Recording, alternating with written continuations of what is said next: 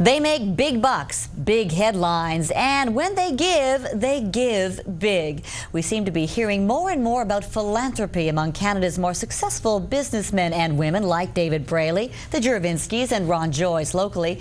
Does it make for good business to have a big heart? Joining us now from the DeGroote School of Business, our Nick Bontis. Hello, Nick. Hi, how are you? So what do you think? I'm fine. We are hearing more and more about these big donations to hospitals and universities in our community. Is this a new trend in Canada? Well, first of all, it's fantastic news. It's not a new trend. It's just that the focus has changed a little bit. A lot of philanthropists used to give lots of money to business schools in previous decades. You hear of the Schulich School, the Ivy School, the Rotman School. And now what's happening is they're changing to other faculties, to things that they want to invest in. So that's why we had DeGroote invest in medicine, and Braley now with stem cell research, and of course Michael Lee Chin with strategic studies. But the reality of the situation is there's a really hot trend now just in the last 5 days alone. In the last 5 days, we've had Ron Joyce give $10 million to the Burlington campus. Balsillie gave $33 million to international affairs at the University of Waterloo. Bob Wright gave $11 million to climate change at the University of Victoria. And Lynn Factor, $15 million for social work at the University of Toronto. All in the last 5 days. Amazing. It is amazing. We were just looking there at David Braley just this morning at the big ceremony.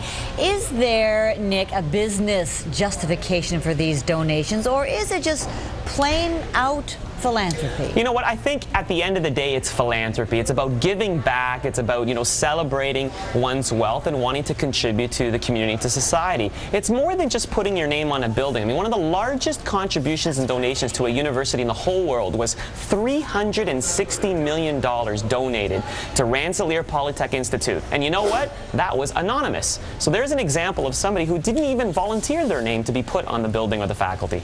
There's got to be a good tax receipt, though. Yeah, pretty big. I would think so. And finally, Nick, just very quickly, how can institutions like MAC keep the momentum going to bring in these dollars as we rely more and more on private donations than government?